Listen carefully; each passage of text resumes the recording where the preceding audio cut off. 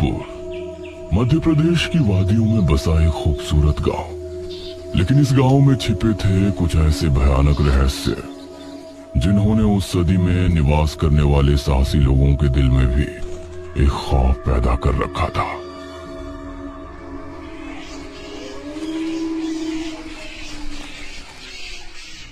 आज तो बहुत दिनों के बाद मित्रों से मिलना हो रहा है, बहुत आनंद आएगा। अरे मदन, कहाँ जा रहा है इस समय? पिताजी, मेरे मित्रों से इतने दिनों बाद मिलना हो रहा है। वो सुबह होने पर वापस नगर चले जाएंगे। अरे तुझे पता नहीं क्या, आज शनिवार की रात है। आज के दिन निशिर मोलो गांव में घूमते हैं। पिताजी, चाहे निशिर मोलो आए या नरकासुर, मुझे आज मेरे मित्रों से मिलने से कोई नहीं रोक सकता। ठीक है, लेकिन ध्यान रहे, जैसे ही तुमको उनके कदमों की आहट सुनाई दे और उनका वो मंत्र जिसको वो दोहराते हुए आगे बढ़ते हैं, तो उन्हें बिना देखे किसी ऐसी जगह छिप जाना जहाँ से ना वो तुमको देख सके ना तुम उनको। और जब तक उनकी आवाज आना बंद ना हो जाए, उनके सामने नहीं आना। वो 4 भयानक आदमी होते हैं जो अपने कंधों पर एक ताबूत को उठाए होते हैं, और अगर कोई उन्हें देख ले तो वो जिंदा नहीं बचता। मुझे पता है पिताजी, अब मैं चलता हूँ।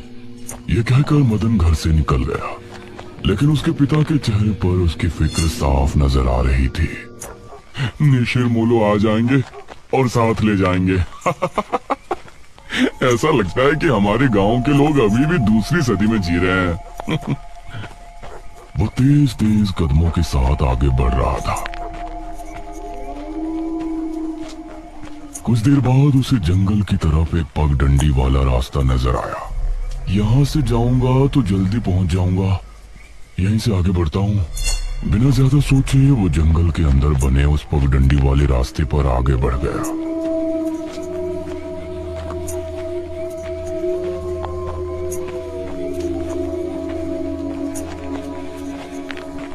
आज तो बहुत मजा आने वाला है, मिलकर खूब मदिरा पान भी करेंगे। तभी उसे भारी कदमों की आहटों के साथ कुछ आवाजें सुनाई देने लगी। इन आहटों और आवाजों को सुनकर वो एकदम से चौंक पड़ा और उसकी आंखें डर से बड़ी हो गईं। हे भगवान! वो जल्दी से झाड़ियों की तरफ भागा और उनमें छिपकर बैठ गया। वो झाड़ियों की ऊंट में बैठा लंबी लंबी सांस ले रहा था।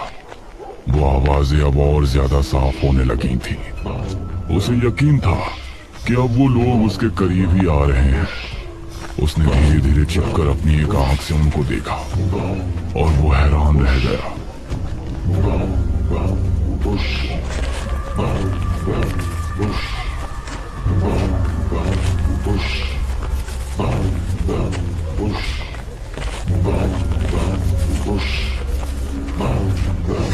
भगवान, मैंने इन्हें देख लिया। हाँ। मदन पूरी तरह से झाड़ियों में छिप गया और कुछ देर अपनी सांस तक रोके वहां छिपा रहा। फिर उसने धीरे से झांक कर देखा तो अब वो लोग कहीं नजर नहीं आ रहे थे। हाँ, लगता है चले गए। वो वहां से निकला और दोनों तरफ देखा तो वहां कोई नजर नहीं आया। हाँ, शुक्र है भगवान, उसने एक कदम बढ़ाया ही था कि तभी उसे फिर से वही आवाजें अपने ठीक पीछे से सुनाई देने लगी। उसने एक झटके से पलट कर देखा तो वो चारों ताबूत वाले शख्स ठीक उसके पीछे खड़े थे।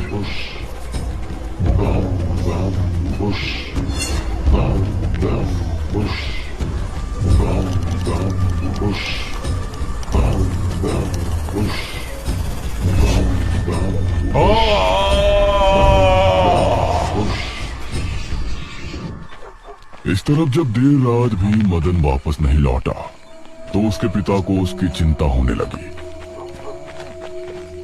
उसने गांव के एक आदमी विपुल को साथ लिया और जंगल की तरफ रवाना हुआ।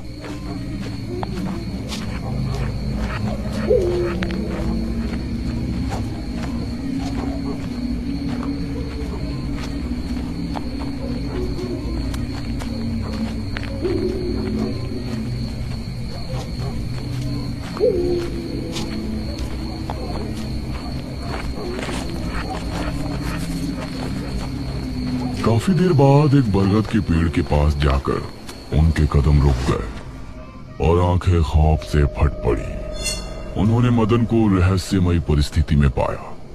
उसके चेहरे पर डर और आंखों में खौफ ऐसा नजर आ रहा था कि जैसे उसने हादसे से पहले बहुत ही भयानक मंजर देखा हो। मदन! 400 साल बाद अंधेरा जंगल, सुनसान रास्ता, चारों तरफ सिर्फ पेड़ पौधे और कोहरा। मेघना उनके बीच अकेली खड़ी थी। कोई है? क्या यहाँ कोई है?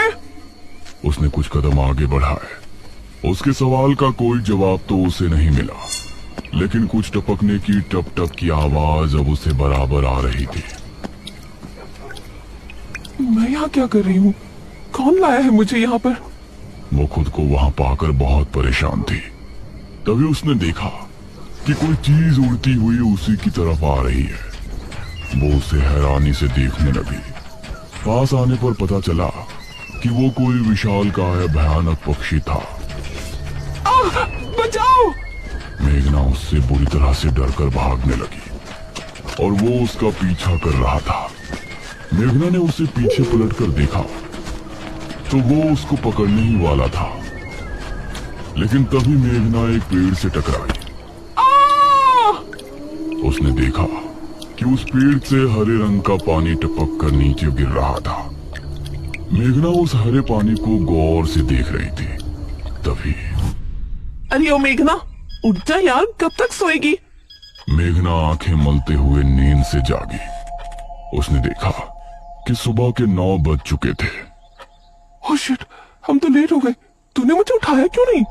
मेघना अपनी एक पार्टनर इशिता के साथ दिल्ली में रह रही थी, जहां वो एक लैब में काम किया करती थी। दोनों ने साथ नाश्ता किया और फिर तैयार होकर अपनी लैब के लिए निकल गई।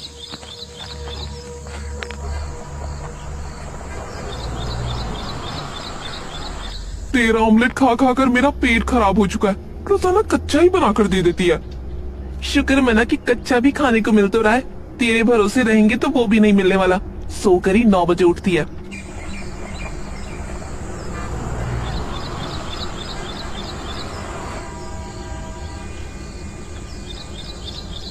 ये दोनों लैब में पहुंची और वहां जाते ही इशिता के पास प्रोफेसर जयदेव की कॉल आई। तुम दोनों ने इस बार बहुत समय ले लिया है। जो एंटीडोट बनाने का काम तुमको दिया था वो पूरा करोगे या नहीं? प्रोफेसर साहब, बस ये समझ लीजिए कि काम होने ही वाला है। आप हमें 3 दिन का समय और दीजिए। ये कहकर उसने कॉल काट दिया। तो इतने दिनों से प्रोफेसर को घुमा रही है, आखिर तो ये एंटीडोट तैयार करेगी कैसे? ये सुनकर इशिता ने एक किताब निकाली।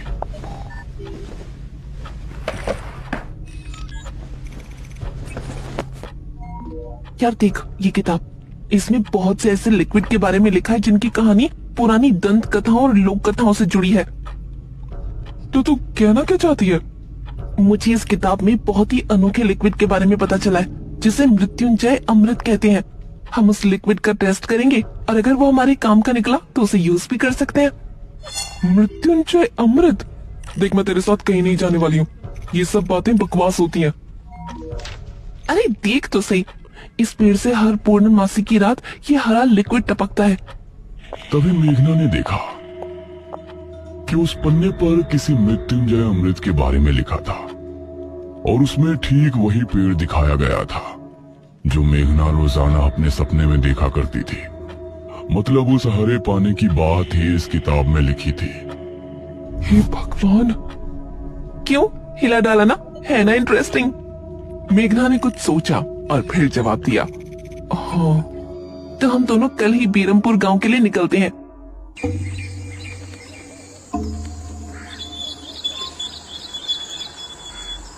ये दोनों अगली सुबह ही बस से बेरमपुर के लिए निकल गए।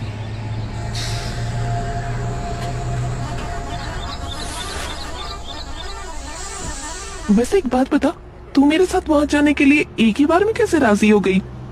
मेघना ने सच को छिपाते हुए कहा, ऐसी अनोखी चीज देखने के बाद भला कौन नहीं होगा जो इसको देखना नहीं चाहेगा? ओहो, ये हुई ना बात। मैंने तुझे पार्टनर बनाकर कोई गलती नहीं की।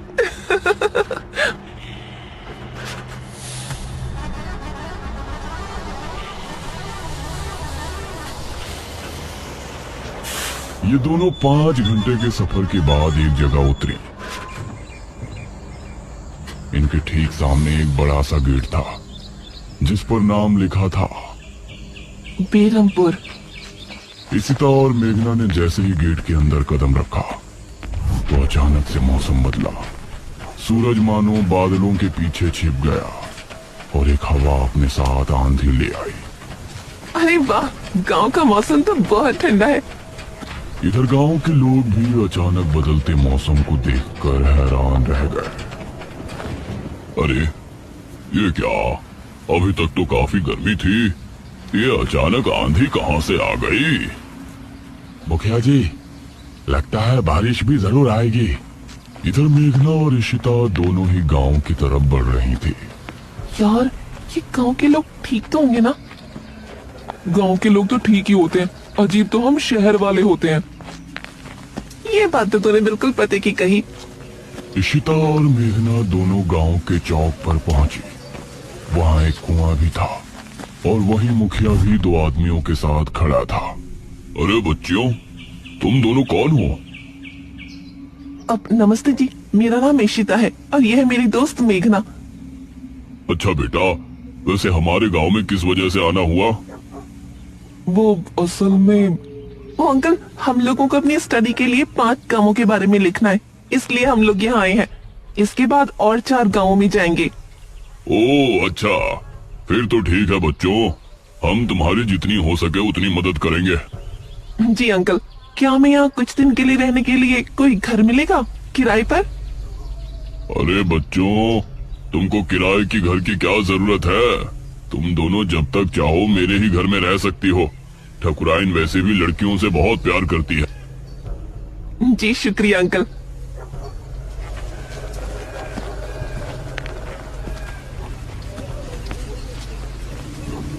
मुखिया इशिता और मेघना को अपने घर ले आया। तभी घर के मंदिर में जल रहा दीपक बुझ गया। अजी सुनती हो ठकुराइन? जी आई। ठकुराइन कमरे से बाहर आई। नमस्ते आंटी। नमस्ते बेटा। ओ जी, ये प्यारी प्यारी बच्चियां कौन है? ये दोनों शहर से अपनी पढ़ाई के सिलसिले में आई हैं। हमारे गांव के बारे में लिखना चाहती हैं। वो क्या होता है रे, वो रिसर्च करने आई हैं। तभी वहां पर एक और लड़का आया। क्या कहा? हमारे गांव पर रिसर्च? इशिता और मेघना ने उसे देखा। भला हमारे बेवकूफ गांव में आपको क्या मिल सकता है? ये सुनकर इशिता और मेघना हैरान रह गई। चुप करो अनुज, ऐसे कोई अपने गांव में बोलता है क्या? ये मेरा बेटा है अनुज। अनुज ने मेघा और इशिता की ओर देखा और उन्हें हाथ जोड़कर नमस्ते किया। नमस्ते बेटा अनुज, जरा इन दोनों को वो खाली कमरा दिखा दो जो तुम्हारे कमरे के बराबर में है। ठीक है पिताजी, आओ देवियों। देवियों? अनुज कॉरिडोर से होते हुए उनको कमरा दिखाने ले जाने लगा। इसी समय गांव के मंदिर में बैठा पुजारी भगवान की आरती कर रहा था। तभी अचानक से दिया बुझ गया। ये संकेत तो ठीक नजर नहीं आ रहे। हे प्रभु, रक्षा करना। वैसे आप लोगों को रिसर्च करने के लिए यही गांव मिला था?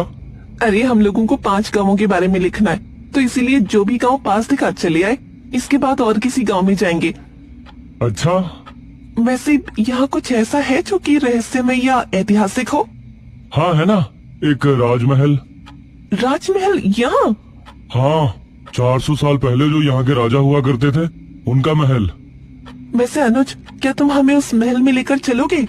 हाँ, तुम लोग जाना चाहोगे तो जरूर। तो ठीक है, रात को जब सब सो जाएंगे तो हमें वहाँ ले चलना। ये सुनकर मेघना इशिता को हैरानी से देखने लगी।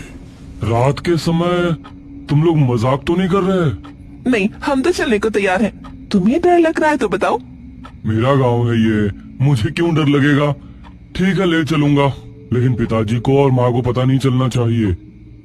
ग्रेट। तो बताओ किस टाइम आ रहे हो? 12 बजे तक पिताजी और माँ दोनों सो जाएंगे। मैं उसी समय तुम लोगों को ले आऊंगा। हाँ सही है।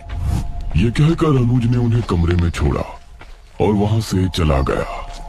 ये क्या, हम तो उस मृत्युंजय अमृत के बारे में पता करने आए थे ना, अब हम ये राजमहल क्यों जा रहे हैं? अरे उसको सीधा पूछते तो उसे शक हो जाता ना।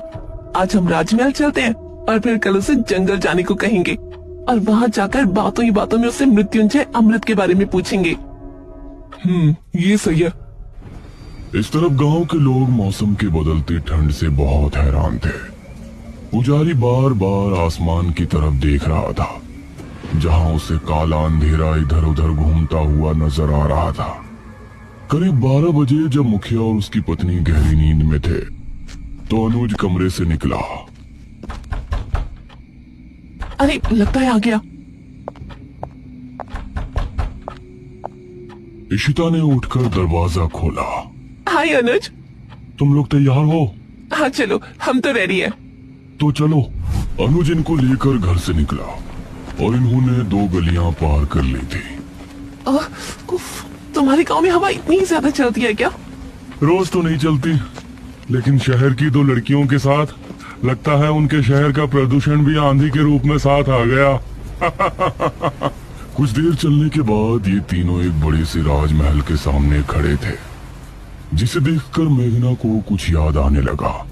ऐसा लगता है कि इस राजमहल को मैंने पहले कहीं देखा है। ये है राजमहल, राजा सूरजभान का। वाकई में काफी आलीशान है। ये कहते हुए इशिता ने अपने कैमरे में उसकी एक फोटो ली। हमें खिड़की से अंदर जाना पड़ेगा, इसका दरवाजा सालों से जाम है। ये तीनों एक खिड़की के रास्ते राजमहल में पहुंचे और वहां की हर एक चीज मेघना को जानी पहचानी लग रही थी। इस तरफ गांव में आंधी का बहाव बढ़ने लगा था। सभी अपने अपने घरों में आराम से सो रहे थे।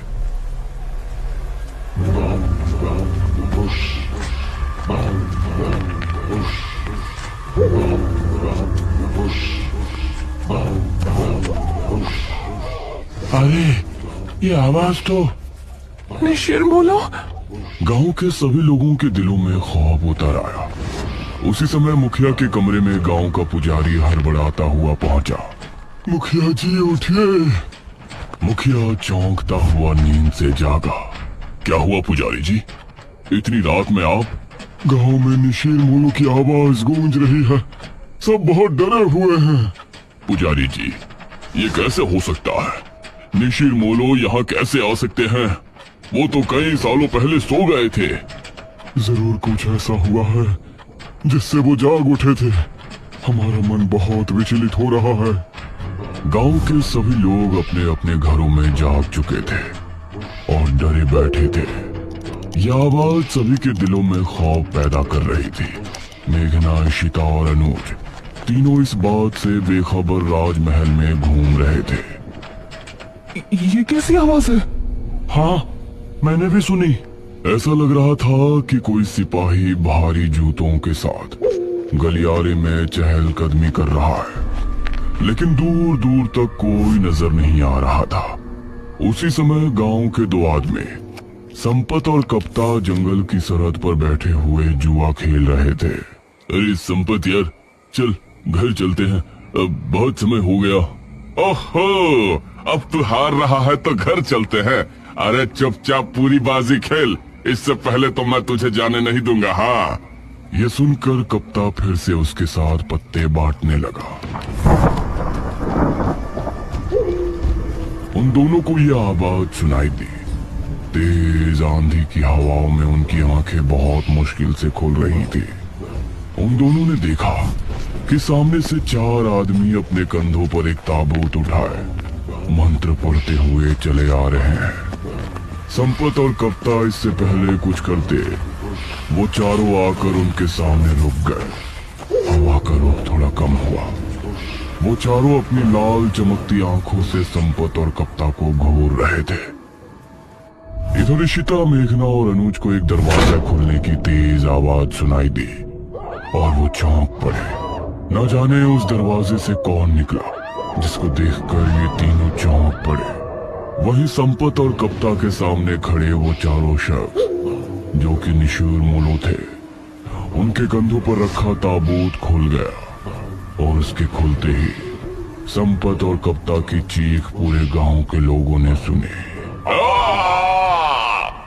जिसे सुनकर सभी गांव के लोग डर गए। ये किसकी चीख थी जी?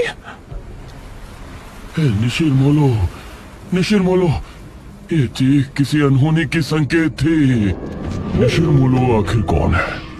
क्या है मृत्युंजय अमृत? और क्या संबंध है मेघना का इन सब से? इन सभी सवालों के जवाब जानने के लिए हमारे साथ जुड़े रहिए इस कहानी के अगले भाग में भी।